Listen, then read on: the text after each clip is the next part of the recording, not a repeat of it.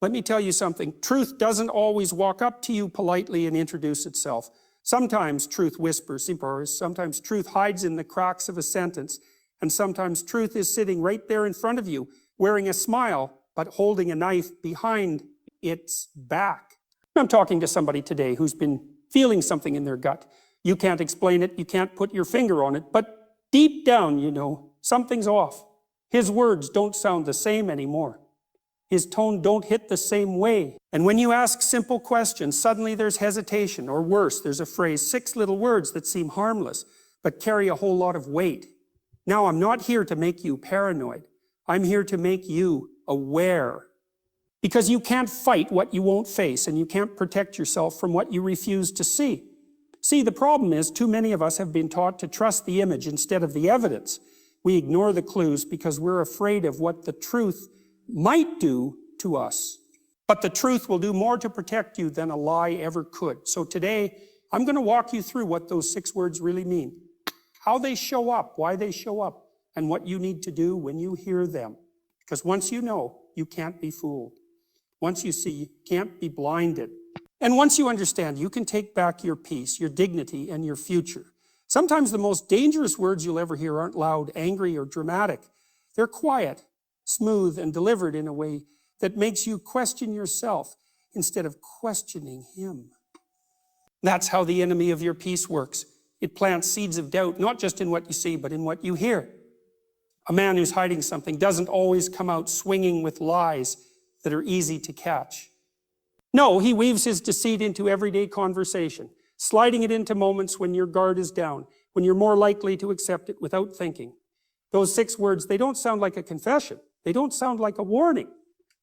They sound normal. And that's what makes them so dangerous, because when you love someone, you want to believe the best. You want to think, oh, he's just busy, or maybe he's just tired. You want to give grace, and grace is good. Grace without wisdom will have you excusing what you should be examining. See, there's a rhythm to truth, and there's a rhythm to deception. Truth is steady, consistent, and it matches the character you've always known. But deception, it stumbles in its own way. It hesitates when it shouldn't. It over-explains when there's no need. It avoids eye contact when it never used to. And in the middle of that stumble, out slip those 6 words, the ones that tell you without telling you that something ain't right. Now, some of you are thinking, oh, well, maybe it's just in my head. And that's what he wants you to think. That's why those words are so powerful, because they make you doubt your own discernment. They're crafted to turn the spotlight off of him and onto you.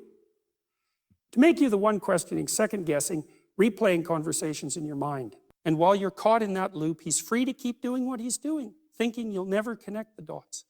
But I came to tell you today, you've got to trust that inner alarm God put in you. That alarm is not paranoia, it's protection. The moment those words leave his mouth, something shifts. It might be small at first. You notice his phone is always flipped upside down now. He doesn't answer certain calls when you're around. He suddenly works late more often, or his stories don't quite add up the way they used to. And when you bring it up, here come those 6 words again. Maybe he says them with a laugh, maybe with a sigh, maybe with that tired tone that makes you feel guilty for even asking. But make no mistake, they are a shield for him and a blindfold for you. What you've got to understand is that words reveal the heart. They're not just sounds, they're signals. Out of the abundance of the heart, the mouth speaks. So if his heart is holding secrets, his mouth will eventually slip, whether he realizes it or not. The problem is, by the time you catch it, he's already rehearsed his defense. He knows exactly how to make those words seem harmless. He counts on your love to fill in the blanks, to explain away the inconsistencies. And if you're not careful, you'll start explaining away your own peace just to keep the relationship together. But here's the truth. Anything that costs you your peace is too expensive. Any relationship that requires you to ignore your instincts in order to survive is a relationship built on sand, not stone. And sooner or later, the tide is going to come in and wash it away. Those 6 words, they are the cracks in the foundation. And if you keep ignoring them, one day you'll wake up to find that the whole structure has collapsed around you. I know it's hard. I know you want to believe that love can cover anything. And love can cover a lot. But love without honesty is just a performance. You can't build a future on a script someone else has written to hide their betrayal. You need the raw, unfiltered truth, even if it hurts, because only the truth will set you free. And freedom is worth more than any relationship built on lies. So when you hear those 6 words, don't just let them pass through your ears and out of your mind. Sit with them. Look at the patterns. Compare what he says to what he does. Don't let the comfort of the familiar blind you to the reality of the present. And if the evidence starts lining up, don't ignore it. You've been given the ability to discern for a reason. You've been given wisdom for a reason. And you've been given the right to protect your heart for a reason. You are not called to be a detective in your own relationship, constantly chasing down the truth like it's hiding from you. You are called to be in a partnership where truth walks in the front door, unafraid, unashamed, and unforced. So if you have to dig for it, if you have to beg for it, if you have to decode it from between the lines, that's already telling you more than those 6 words ever could.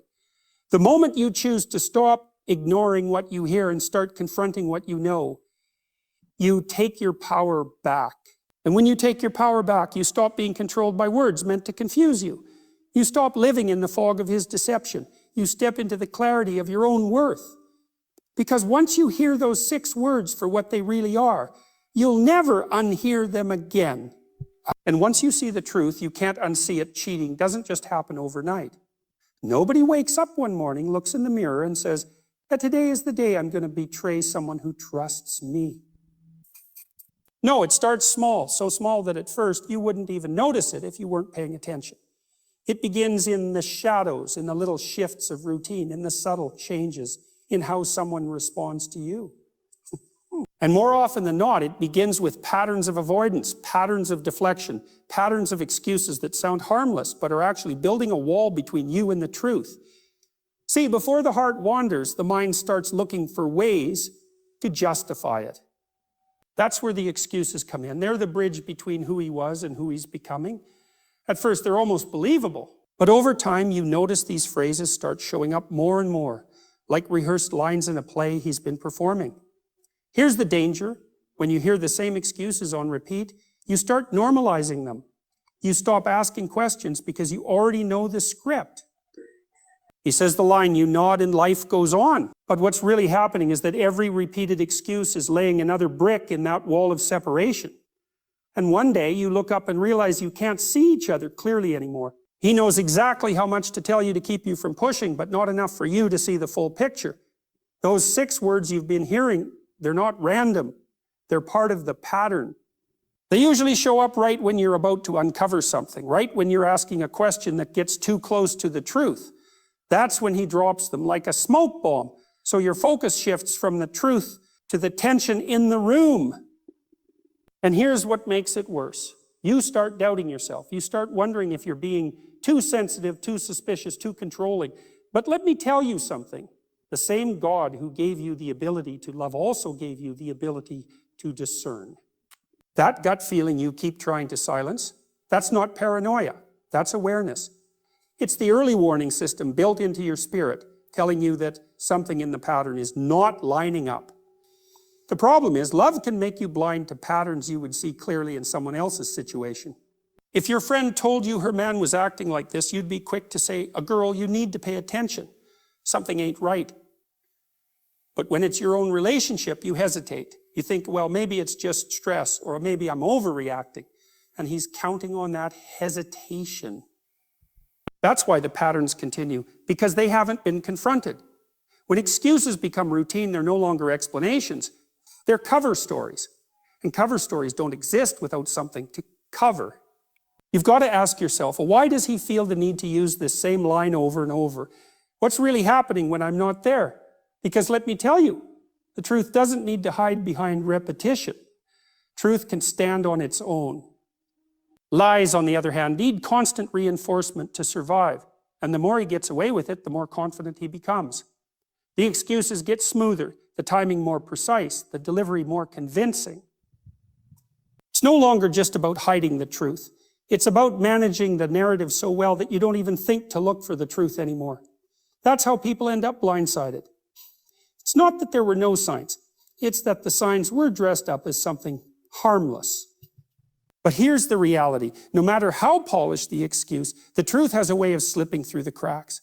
A phone call answered in another room, a sudden change in appearance, a conversation that feels too vague, a shift in intimacy. When you put the pieces together, you see that those 6 words weren't just filler, they were a signal. And once you see that pattern for what it is, you can't go back to pretending you don't know. It's like hearing the same song on the radio every day. You don't have to think about the lyrics anymore because you've memorized them. And that's how his words work. But just because you've gotten used to hearing them doesn't mean they're not a problem. Familiar doesn't equal safe. Predictable doesn't equal trustworthy. Sometimes the most predictable thing about a liar is the way they keep lying. So what do you do when you see the pattern? You stop letting the excuse end the conversation. You start looking at the bigger picture. You stop asking questions just to get a reassuring answer, and you start asking questions to get the truth. And if the answers still don't match the reality you're living in, you have to decide whether protecting the relationship is worth sacrificing your peace. Because the truth is, no relationship built on excuses will ever feel secure. You'll always be waiting for the next story, the next reason, the next moment. You have to pretend not to notice. That's not love, that's survival. And you were not created to just survive in love, you were created to thrive in it. When you break free from the cycle of excuses, you stop living in reaction to someone else's patterns and start building patterns of your own, patterns of honesty, clarity, and peace. And once you've tasted that peace, you'll never settle for a love that requires you to live in confusion. When a man's heart starts to drift, the first thing you'll notice is not always where he's going. It's where he stops showing up. See, distance doesn't always start in the body, it starts in the spirit. You can be sitting right next to someone and feel miles apart. And that's because his investment isn't where it used to be. Those 6 words he keeps saying, they're not just a cover for his actions. They're a symptom of his withdrawal. He's moving away from you without physically leaving the room. In the beginning, you didn't have to fight for his attention. He leaned in when you talked. He noticed the small things. He remembered the details that mattered to you. Now, all of a sudden, conversations feel shorter. Laughter feels forced. When you open up, you can feel his mind wandering somewhere else. And instead of drawing closer to you, he starts building walls. Walls that you can feel even if you can't see. The thing is, emotional distance doesn't announce itself with a bang. It creeps in quietly, like a shadow stretching further across the floor as the sun goes down. You don't realize how dark it's gotten until you're sitting in it. And by the time you notice, you're wondering when the light went out. Those 6 words, they're like the lock on the door of his heart, the one he used to keep wide open. And the more he uses them, the more he convinces you that it's about his independence, his space, his time. But what it's really about is protecting a part of himself that he doesn't want you to see anymore. I'm not saying every man who needs space is doing wrong. Everybody needs moments to breathe. But there's a difference between healthy space and secret space. Healthy space brings you back together stronger. Secret space keeps you apart longer. One builds trust, the other builds suspicion. And you can always tell the difference by what fills that space.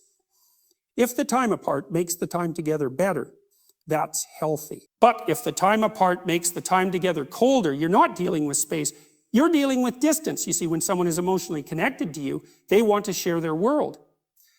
They want to bring you into their thoughts, their plans, their dreams. But when they start pouring that energy somewhere else, you'll feel the difference. They'll stop telling you things they used to tell you. They'll start giving you headlines instead of the whole story.